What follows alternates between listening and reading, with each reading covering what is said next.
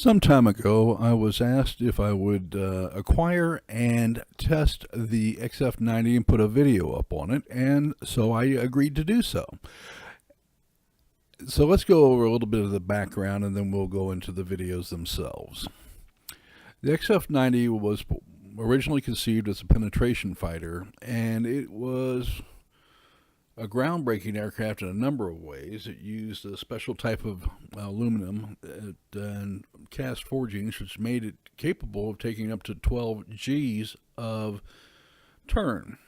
Now, since no pilot can really put up with more than 10 Gs, and that for only a very short amount of time, one has to wonder why. And this is an interesting thing of, as one report puts it, this aircraft was way overweight and way underpowered. And it's true. This thing weighed 27,200 pounds and had 6,000 pounds of thrust. That gives you a thrust to weight ratio of 22%. And to give you a comparison, these days, if a fighter is not at unity, 1 pound of thrust for every pound that the aircraft weighs is considered something of a dog. It gives you an idea where this was going. Now, part of that was the engines, the GE J34 engines, which were 3,000 pounds of thrust, and that's the most optimistic thing I can say about it. They were dogs. And there were two of these built. Now, interestingly enough, when they nosed over into a dive, they could exceed the sound barrier, and did so. The first unit actually took a nose down attitude and dove, and there was a cloud bank between the aircraft and the observer. They heard a huge boom. They figured the aircraft had crashed. And what had happened is it had broken the sound barrier and the aircraft was just fine.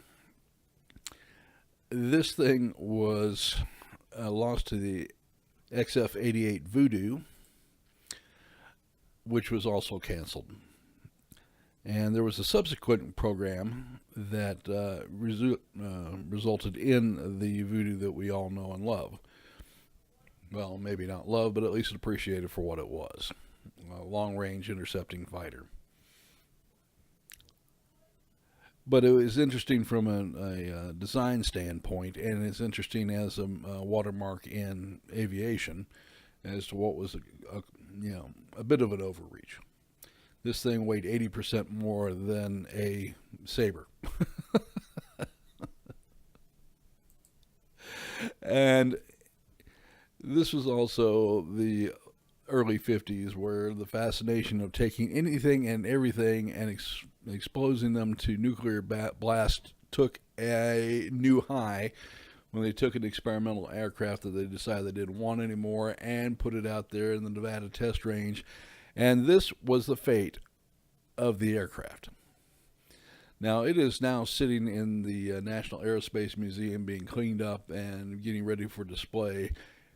But don't expect to see a functional aircraft. The airframe was warped. The landing gear was ripped up. The nose was, well, you can see for yourself, and there is no tail section. Oh boy.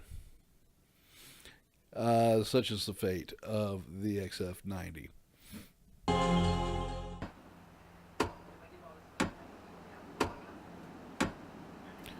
Okay, so I am going to start this out with an apology. I had at least 2 games where I won 11 and 13 victories respectively with it.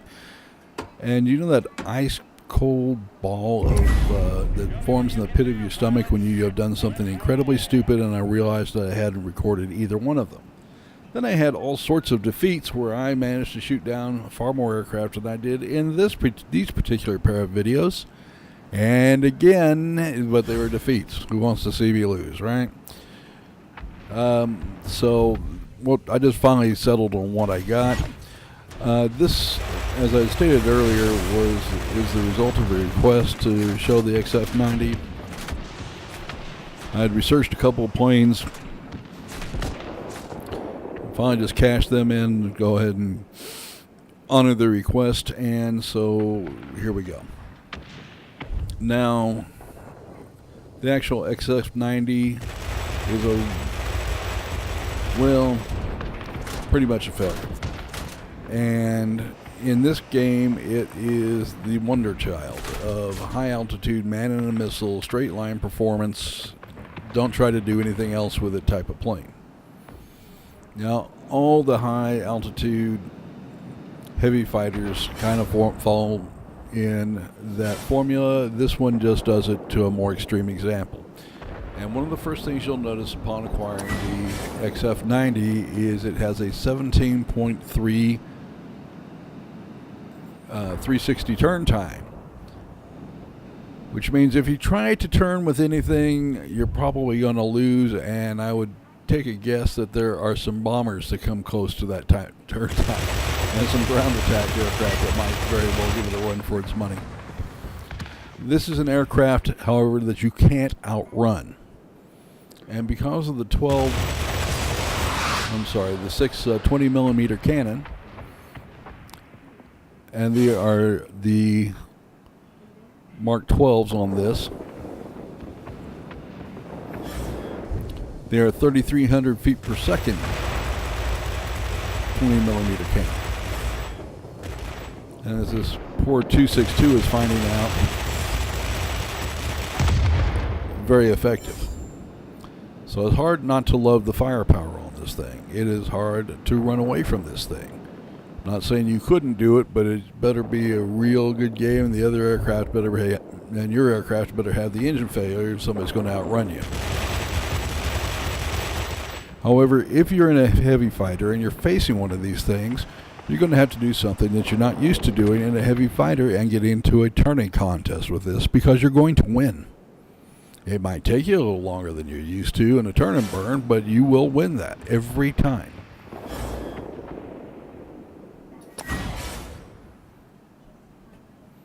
However, trying to run away from one of these things might be kind of tough.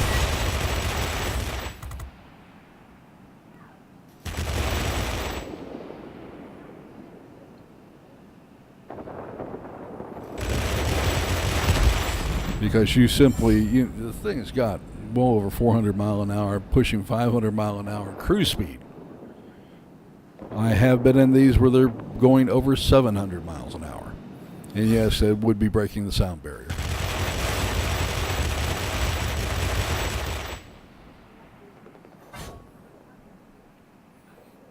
As I stated before, if you ever wondered what an F-104 would feel like, this would be very similar. Because that is what an F-104 starfighter did.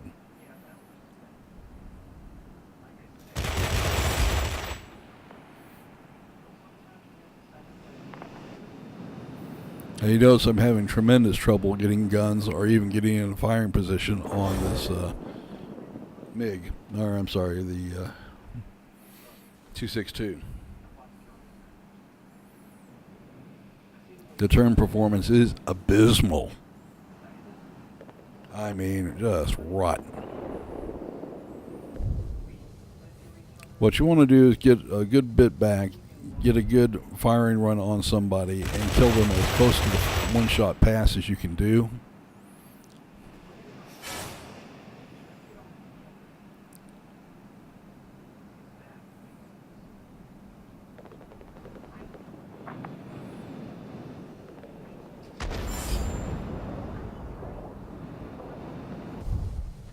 It is also exceptionally good at taking out bombers. So all these high-altitude, highly maneuverable bombers they have up here, they're just easy meat for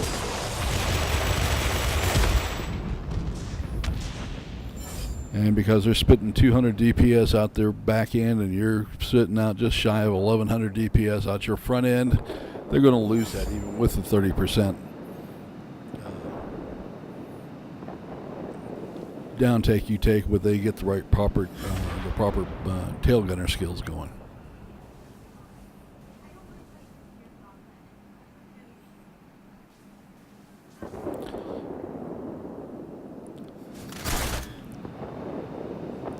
And you'll notice I just picked up a third target because those guys are far too maneuverable for me.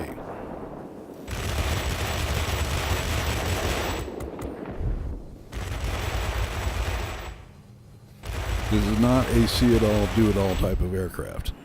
You're going to dominate high altitudes with this. If you don't have a lot of opposition down below, you can take GA down. But I strongly suggest you climb right back up to altitude and find something else to go after when you finish killing them.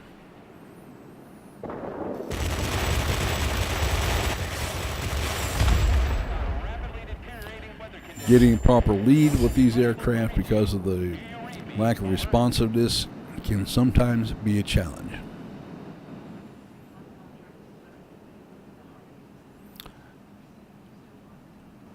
It's not that I don't know how to lead my targets, but getting the right amount of lead and getting the plane to respond to giving you the right amount of lead is something else entirely.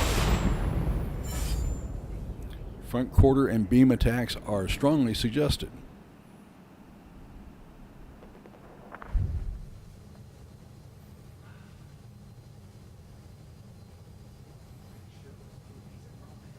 And sniper mode is your best friend.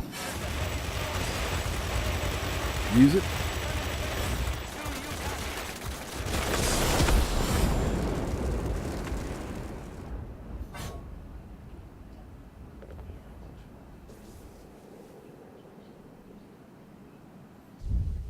All right, come down here, take a run at this guy. Let's see if I can get a good thump on him.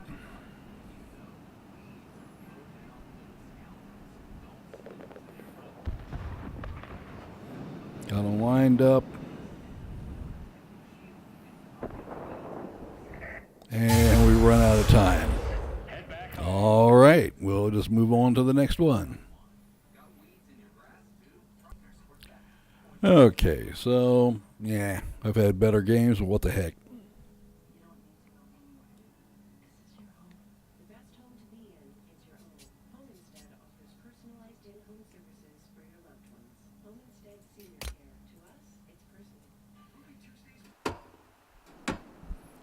All right, so we'll come in, and we got the Colorado map again.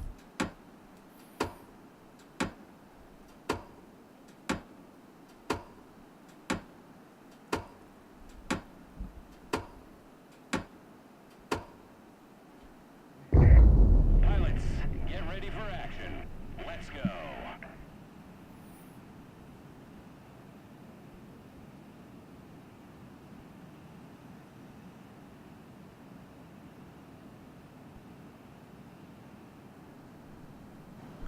And I'm just looking for targets now.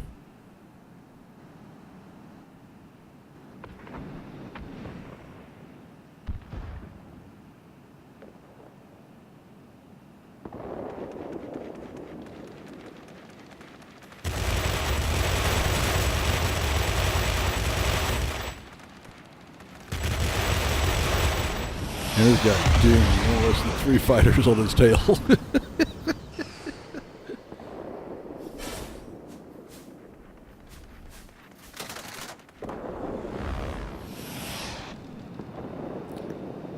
And the answer to all problems on the XF-90 is turn and run away. Get enough distance and you can come back for another pass.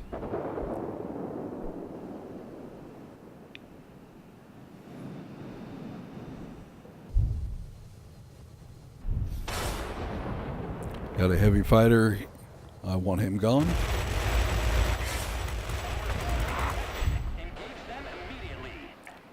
And that exchange cost him 50% of his hit points. Nice thing about having flat shooting guns.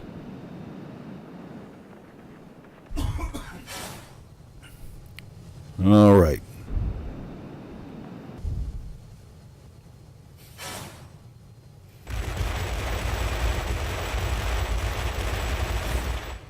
No, I know I need to pull more lead. I can't get the aircraft's nose to follow quite where I want it to.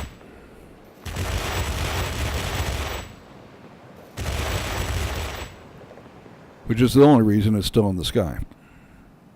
You see how hard I'm trying to pull this thing over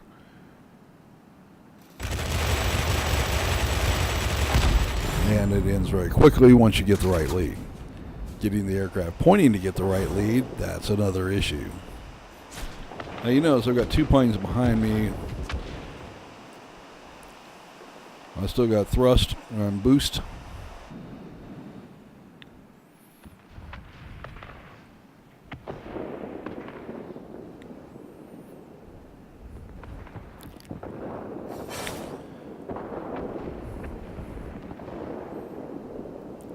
And I am looking for something very specific, and that's the GA I spotted below me.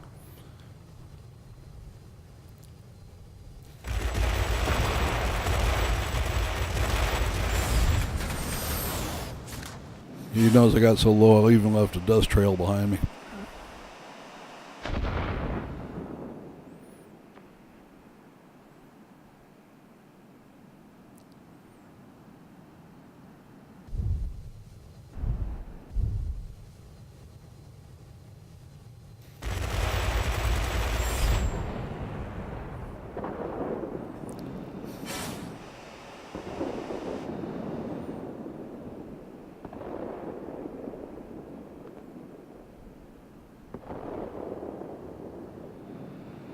Alright, looks like we've got a nice target here. Love to catch people climbing in this thing.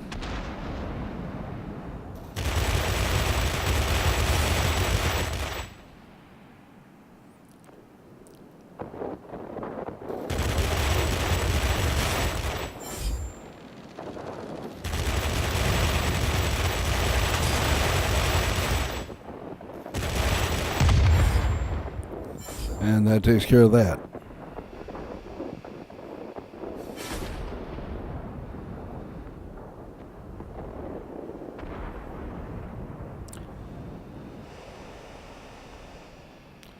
Now, a couple of things to be aware of while you're flying this aircraft, and you'll see a demonstration of it right at the end. You've got to pay attention to the map edges.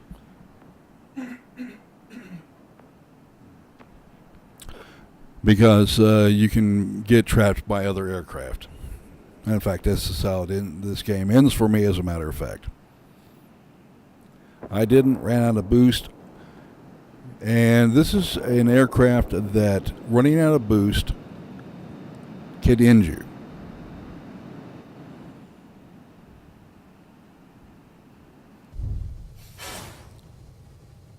So be conservative. You're plenty quick enough without hitting boost until you absolutely need it.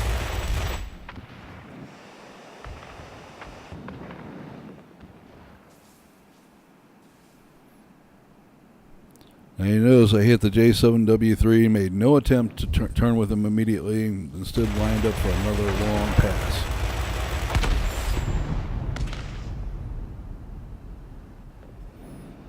Okay, we have a high altitude business here.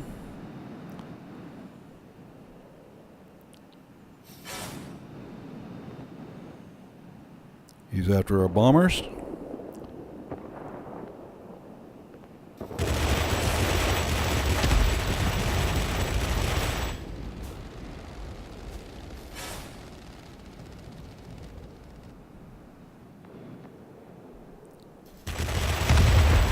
And he went away very quickly.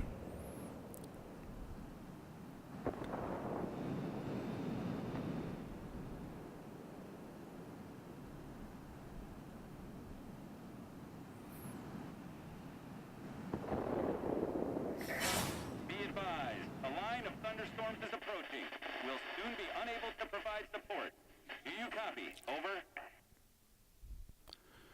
Was looking for something, but they got the GA before I did, so I'm going back after this bomber.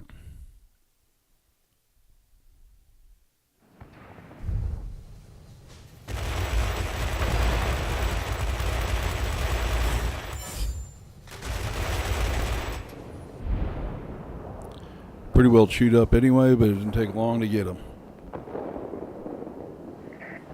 The enemy has gathered forces to attack the command center. Be cautious. All right, so got the bombers coming in. Now notice I'm not paying much attention to the edge of the map.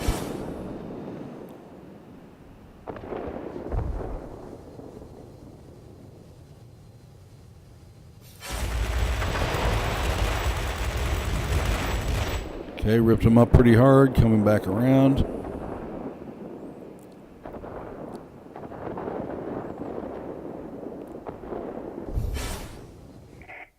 Enemy bombers inbound. Taking out the bottom of the box here.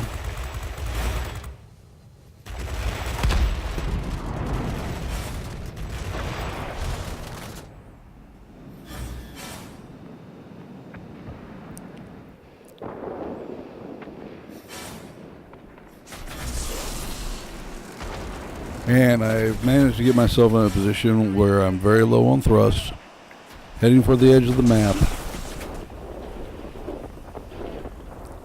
And I've got a 1092 on my tail. Doesn't take a genius to figure out this is not going to turn out real well.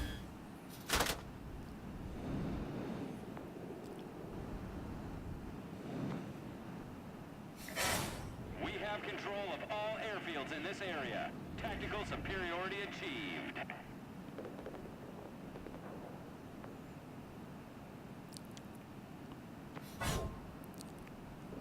Now we're out of thrust. And the map's turning me about.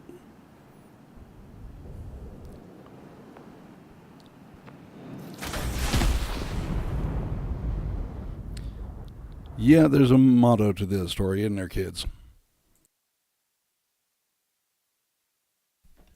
Okay, so we got a victory. Nothing amazing or overwhelming, but by God, we got a victory. I'm not going to complain too much about that.